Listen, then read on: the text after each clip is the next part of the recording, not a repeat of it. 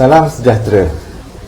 Untuk pengetahuan para penonton semua, video ini merupakan video ke-6 saya berkaitan solusi perniagaan kecil dan sederhana di dalam channel YouTube saya. Bersama saya Zulati Dalini. Di dalam video pada kali ini saya nak berkongsi maklumat berkenaan dengan tajuk 7 prosedur penting dalam proses jual beli barangan atau perkhidmatan dalam perniagaan. 7 essential procedures in the process of selling goods or services in a business. Saya akan tunjukkan juga contoh-contoh dokumen yang berbeza yang digunakan dalam setiap prosedur tersebut. Untuk melengkapkan suatu proses berjual beli barangan atau perkhidmatan, secara umumnya akan melalui 7 prosedur atau 7 peringkat secara berurutan. Walaupun format pembuatan dokumen mungkin akan berbeza-beza bagi setiap syarikat, tetapi nama ketujuh-tujuh peringkat prosedur ini adalah sama. Ketujuh-tujuh prosedur ini adalah: yang pertama, Request for Quotation (RFQ), iaitu permintaan untuk sebut harga. Yang kedua, Quotation, iaitu sebut harga. Ketiga, Purchase Order (PO), iaitu pesanan pembelian. Yang keempat, Job Order, iaitu pesanan kerja. Yang kelima, Delivery Order, iaitu DO, maksud pesanan penghantaran. Yang keenam, Invoice, iaitu tuntutan bayaran. Prosedur yang terakhir, yang ketujuh, Official Receipt, iaitu resip rasmi. Mari ikuti huraian seterusnya selepas intro ini.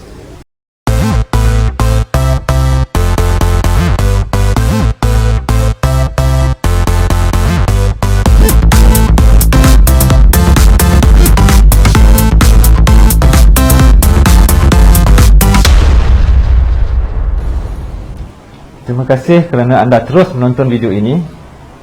Untuk memudahkan pemahaman, saya mengandaikan sebuah syarikat bernama Beli Sendirian Berhad ingin membeli 5 set komputer riba atau laptop untuk pekerjanya.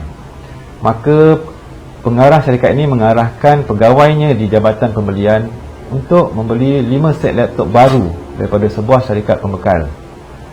Maka bermulalah proses jual beli ini dari langkah yang pertama hingga yang ketujuh. Yang pertama, prosedurnya ialah Request for Quotation (RFQ), iaitu permintaan untuk sebut harga. RFQ ialah dokumen permintaan untuk sebut harga daripada syarikat Beli Sendirian Berhad kepada beberapa syarikat pembekal komputer pejabat. Kebiasaannya, permintaan RFQ diberikan kepada 3 syarikat pembekal. Kandungan RFQ pertama iaitu menggunakan letterhead syarikat Beli Sendirian Berhad. Catatkan maklumat terperinci komputer riba yang ingin dibeli seperti jenama, model, spesifikasi, kuantiti diperlukan, tarikh penghantaran dan tarikh akhir penerimaan quotation daripada pembekal. Ada 2 cara permintaan dibuat. Pertama, menggunakan surat RFQ dihantar melalui email, fax atau dengan tangan.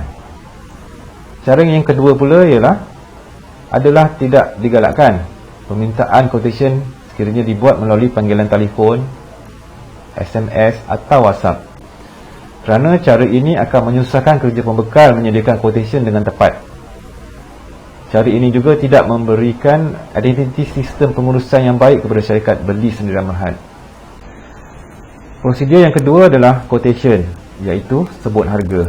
Quotation ialah dokumen rasmi sebut harga daripada syarikat pembekal kepada Beli Sendirian Berhad berdasarkan maklumat yang terkandung di dalam RFQ tadi. Penyediaan quotation ini kepada pembeli adalah percuma. Kandungan quotation, semua maklumat barangan yang terkandung di dalam RFQ perlu dicatat semula di dalam quotation ini. Tapi pembekal perlu pastikan keupayaannya untuk memenuhi syarat-syarat pembekalan barangan seperti yang pembeli sudah tetapkan. Selain itu, sangat penting mencatat tawaran harga seunitnya, terma bayaran, tempoh sah quotation dan lain-lain syarat pembekalan yang difikirkan perlu. Cara quotation dibuat menggunakan letterhead syarikat pembekal kepada beli RM9. Hantar melalui email, fax atau dengan tangan. Pihak beli RM9 akan membuat penilaian dan akan melantik pembekal yang berjaya melalui penyerahan purchase order. Prosedur yang ketiga adalah purchase order, iaitu pesanan pembelian. Purchase order ialah dokumen pesanan rasmi daripada pihak pembeli kepada pembekal yang telah berjaya dalam proses sebut harga. Kandungan purchase order mengandungi butir-butir maklumat yang sama seperti di dalam quotation pembekal yang telah berjaya, seperti jenama komputer, laptop, spesifikasi, kuantiti, unit harga, cara pengantaran, terma pembayaran dan sebagainya. Cara purchase order ni dibuat menggunakan letterhead rasmi syarikat pembeli, iaitu beli RM9 yang ditujukan kepada syarikat pembekal yang berjaya. Contohnya syarikat jual RM9.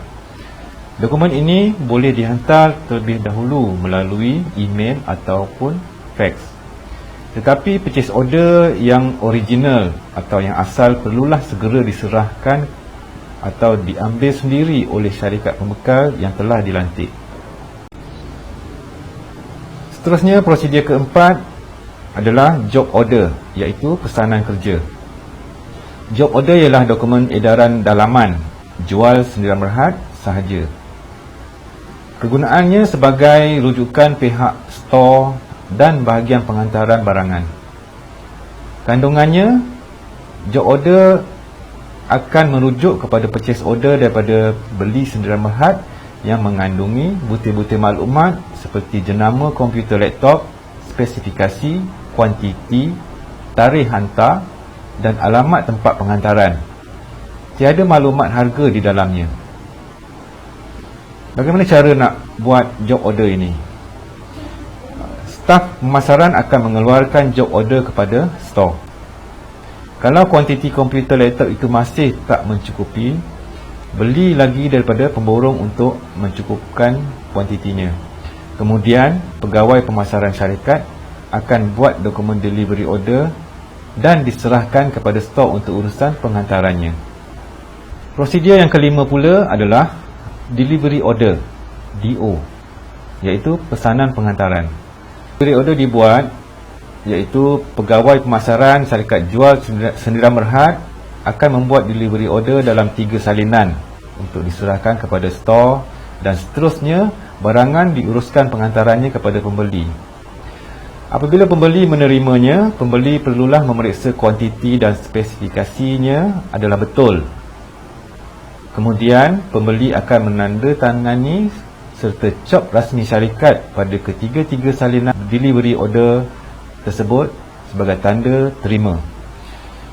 Satu salinan diserahkan untuk simpanan pembeli dan baki 2 salinan delivery order dibawa balik dan diserahkan pula kepada Jabatan Kewangan untuk proses membuat invoice pula. Sebagai nota, sekiranya terma pembayaran adalah cash on delivery, COD, pembekal perlu bawa bersama invoice dan serahkan bersama satu salinan delivery order yang telah dicop tadi kepada pembeli. Pembeli akan serahkan cek bayaran pada masa itu juga. Prosedur yang keenam pula adalah invoice, iaitu tuntutan bayaran. Invoice ialah dokumen syarikat pembekal jual RM9 untuk menuntut bayaran daripada syarikat pembeli, iaitu beli RM9 apabila pengantaran barangan telah disempurnakan. Kandungannya, invoice mengandungi jenis barangan, kuantiti, harga seunit dan jumlah amount yang perlu dibayar. Maklumat perbankan serta nombor akaun bank pembeli biasanya tercatat pada invoice tersebut bagi memudahkan proses pembayarannya.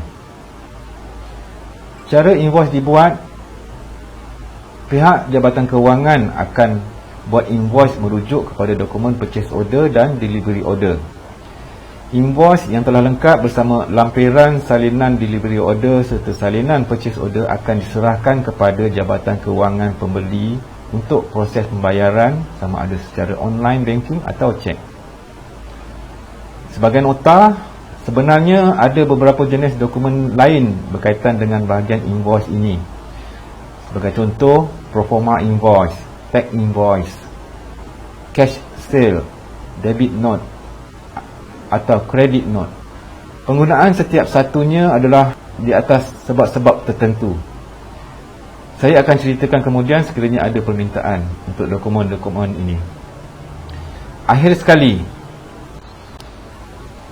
prosedur yang ketujuh pula adalah official receipt ataupun resit rasmi. Official receipt ialah tanda terima pembayaran daripada pihak pembeli.